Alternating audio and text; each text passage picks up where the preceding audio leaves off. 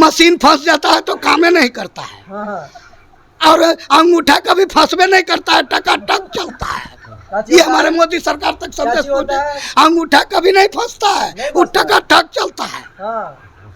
कि मोहर रखल है भाई, बोर के लगा दीजिए, रखल है भाई, बोर के लगा दीजिए। तो अनपढ़ आदमी भी बोर के लगा दे रहा है, और अनपढ़ जब वोट देने जा रहा है, हमारे जैसे बुजुर्ग आदमी जा रहे हैं तो क्या पूछ रहे हैं कि कौची दबावे लाई बाबू। हम ईवीएम दोष नहीं दे रहे हैं। आज पूरा छत्तीसगढ़ में, राजस्थान में, मध्य प्रदेश में सारे जनता सड़कों पर उतर करके ईवीएम के भी क्यों मांग रही है। कौची में भोटवा देबू हो तक हम तो तीर में देबुआ तक तहत मर दे, हम अरी तो ललटेने में न देवाई, तू न तीर में देबू। मुसलमान कत्ता लेके हमको पचड़ जा रहा है कि तोरा से ज्यादा हम हो गए। क्यों मुसलमान में ये क्यों नहीं कहा गया कि अंसारी 3% है, मलिक 4% है, शेख इतना % है, लेकिन इसका गिना गया है, लेकिन इसका चर्चा नहीं हुआ है। चर्चा ये हुआ है कि 14% यादव है, 17% मुसलमान है। हम एक शब्द बोले हैं, अपन एक शब्द बना सकते हैं, ये मीडिया की कमाल होती है। उसी तरह एक वोट को अनेक वोट बनाना वो मोदी मंत्र है। डिप्टी सीएम को सीएम, कल भी मैंने बोला था, ऊप कोई ऊप नहीं है, ऊप माने घूप होता है। हम तो बिल्कुल ईवीएम को गलत मानते हैं। इसलिए मानते हैं कि जब जब भी ईवीएम से वोट हुई है तब तक बवाल मचा है। जब जब वोट बैलेट पेपर से होती थी, लोग अपना वर्चस्व कायम करते थे, लेकिन ये नहीं साबित किया जाता था कि इनका है ईवीएम। आज ईवीएम के माध्यम से जो भी चुनाव हो रहे हैं, मैं श्री मुख्यमंत्री नीतीश कुमार हों या प्रधानमंत्री नरेंद्र मोदी हों, मैं उनसे पूछना चाहता हूं कि ऐसी क्या त्रुटि आ गई थी जो ईवीएम की ज़रूरत है। आज ईवीएम को भी हम बटन से ही दबाते हैं, हाथ से ही दबाते हैं, और बैलेट पेपर भी हम अंगूठा ही लगाते थे। बैलेट पेपर भी उन्होंने क्या कहे, लोगों में क्या कहे कि डिजिटल इंडिया हो गया है। डिजिटल इंडिया के अंदर हम ईवीएम से चुनाव कराएंगे तो निष्पक्ष चुनाव होगी, इसमें किसी का कोई भोकस वोट नहीं जाएगा। लेकिन मैं ये पूछना चाहता हूँ श्री नरेंद्र मोदी माननीय प्रधानमंत्री जी से कि आपने ईवीएम का इस्तेमाल करके बैलेट पेपर को हटा करके कौन सा कमाल किया है। अभी रिजल्ट जल्दी मिलता है सर, कुछ नहीं जल्दी होता है, उसके लिए जल्दी होता है जिसका सत्ता है, उसके लिए जल्दी होता है जिसका सत्ता है। हम ग्रामीण चुनाव लड़ते हुए ईवीएम को देखा है, हमने तो बड़ी चुनावों में, सांसद की चुनाव में, विधायक की चुनाव में नहीं देखा है, क्योंकि वहाँ जातीय उन्मूलन, पक्ष विपक्ष नहीं होता है। कंधे से कंधे मिलाकर जाते हैं और कहते हैं कि कौची में भोटवा देबू हो तक हम तो तीर में देबुआ तक तहत मर दे, हम अरी तो ललटेने में न देवाई, तू न तीर में देबू।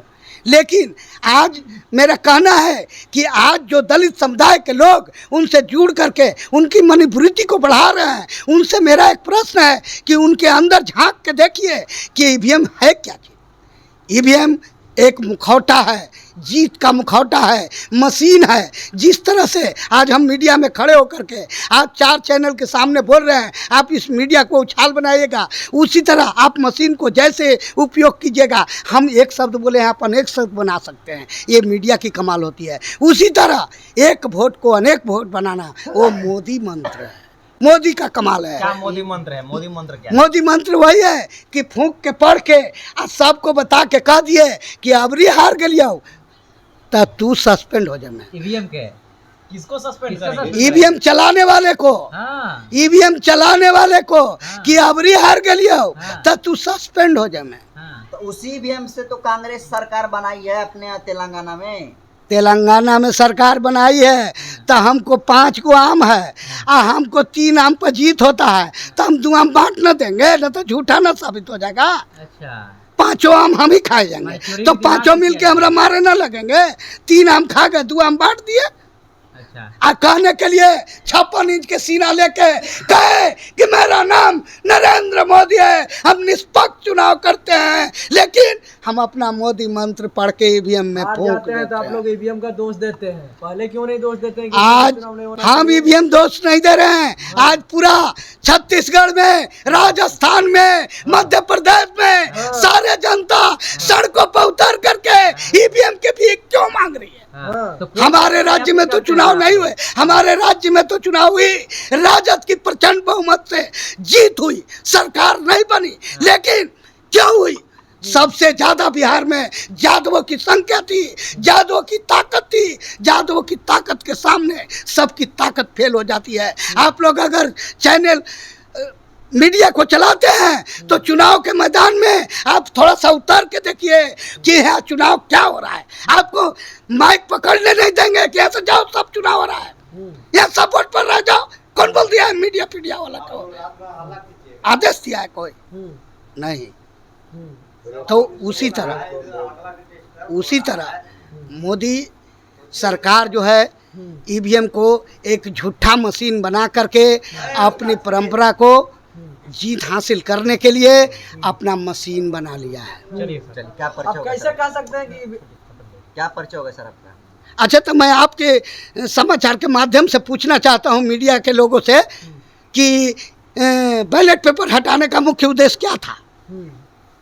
जल्दी चुनाव होना चाहिए, डिजिटल चुनाव होना चाहिए, किसी चीज को। और हम कह रहे हैं कि जितना जल्दी बैलेट पेपर होता था उससे ज्यादा देरी ईवीएम में लग रहा है। हाँ, मशीन फंस जाता है तो काम नहीं करता है, हाँ, हाँ। और अंगूठा कभी फंसबे नहीं करता है, टकाटक चलता है। ये हमारे मोदी सरकार तक संदेश पहुंचे, अंगूठा कभी नहीं फंसता है, वो टकाटक चलता है। हाँ, कि मोहर रखल है भाई, बोर के लगा दीजिए, रखल है भाई, बोर के लगा दीजिए। तो अनपढ़ आदमी भी बोर के लगा दे रहा है, और अनपढ़ जब वोट देने जा रहा है, हमारे जैसे बुजुर्ग आदमी जा रहे हैं तो क्या पूछ रहे हैं कि कौची दबावे लाई बाबू?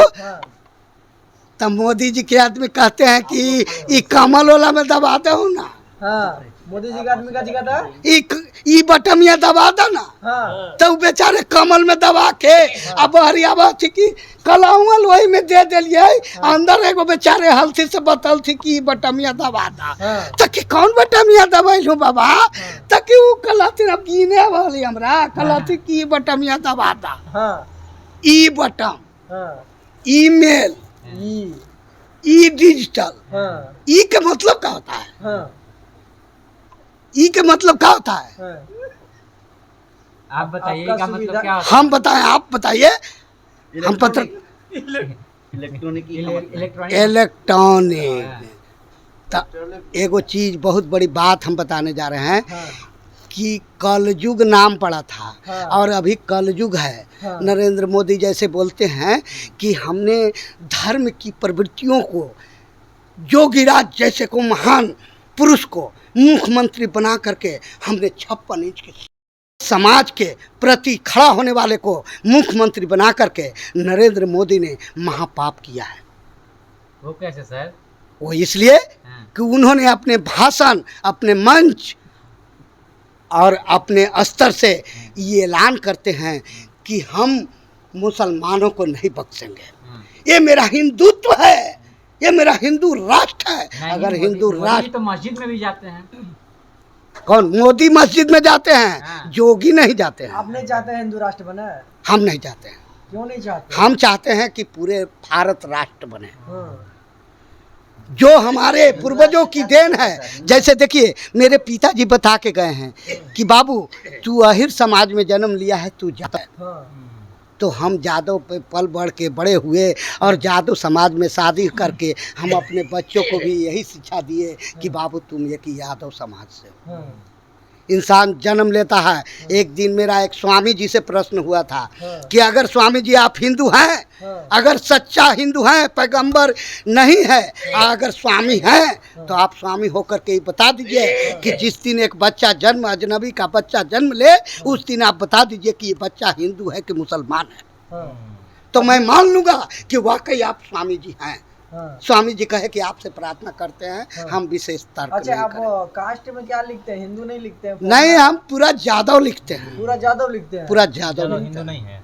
हैं? हिंदू कौन सा? जादव हिंदू है। क्या है? हिंदू हिंदू है, आप हिंदू है तो हिंदू राष्ट्र बनने से क्या आप दिक्कत है? हिंदू पे सवाल उठा रहे हैं? हिंदू राष्ट्र से क्या दिक्कत है आपको? चमार हिंदू नहीं है, चमार हिंदू नहीं है, दुसाध हिंदू नहीं है, ये सारे लोग हिंदू है ना हैं। हैं, और सारे लोग हिंदू जब हिंदू मुसलमान पर आए हैं तब एक मेरा और कटर शब्द है, हिंदू मुसलमान पर आए हैं तो जो हमारे नीतीश कुमार जी जातीय जनगणना किए तो ये लिखा गया कि 14% यादव और 17% मुसलमान, ऐसा क्यों लिखा गया? इसका उत्तर आप लोग हमको दीजिए। मुसलमान में भी अलग अलग कैटेगरी। चुप रहिए, हम आपसे प्रश्न किए हैं उसी का उत्तर दीजिए।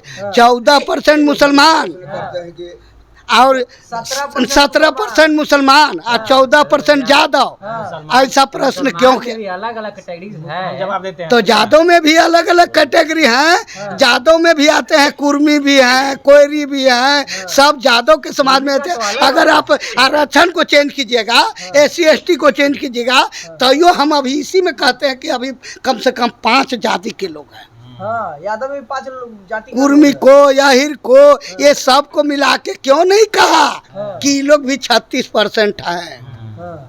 ये कहा कि बिहार में सिर्फ यादव 14% है, मुसलमान 17% है। मुसलमान कत्ता लेके हमको पचड़ जा रहा है कि तोरा से ज्यादा हम हो गए। क्यों मुसलमान में ये क्यों नहीं कहा गया कि अंसारी 3% है, मलिक 4% है, शेख इतना % है, लेकिन इसका गिना गया है, लेकिन इसका चर्चा नहीं हुआ है। चर्चा ये हुआ है कि 14% यादव है, 17% मुसलमान है। सरकार है और इस तरह से आप बात, यादव की सरकार नहीं है, सरकार तो कुर्मी की है। सवाल सुन लीजिए सर। डिप्टी सीएम तो आप ही के डिप्टी सीएम कोई सीएम, कल भी मैंने बोला था, ऊप कोई ऊप नहीं है, ऊप माने घूप किसी होता है। दलित को बोलिए देने के लिए घूप का मतलब कि यादव का मतलब माने लुप्त है, उसका कोई नाम निशान। अभी नीतीश कुमार मर जाते, तेजस्वी यादव मुख्यमंत्री हो गया, तब चाहते हैं, तब कह सकते हैं गर्व से कि आज हमारी यादव की सरकार बन गई। हाँ, अब चाहते हैं नीतीश कुमार, मतलब यानी तेजस्वी यादव सिर्फ यादव की सरकार है। हम चाहते हैं, मैंने क्या चाहते हैं? आप बोल रहे तेजस्वी यादव, आप बोल रहे तेजस्वी यादव की सरकार बन गई, मतलब तेजस्वी यादव जिस दिन मुख्यमंत्री का शपथ लेगा उस दिन यादव की सरकार होगी। बाकी अब किसी का सरकार नहीं रहेगा। बाकी सरकार है, हम भी थोड़े कह रहे हैं कि सरकार नहीं रहेगी। आज नीतीश कुमार की सरकार है, चलिए सर, आज नीतीश कुमार की सरकार है। परिचय क्या होगा? परिचय, मेरा नाम रामदीप यादव हुआ, ग्राम मुरारी हुआ, थाना करपी हुआ, जिला अरवल हुआ।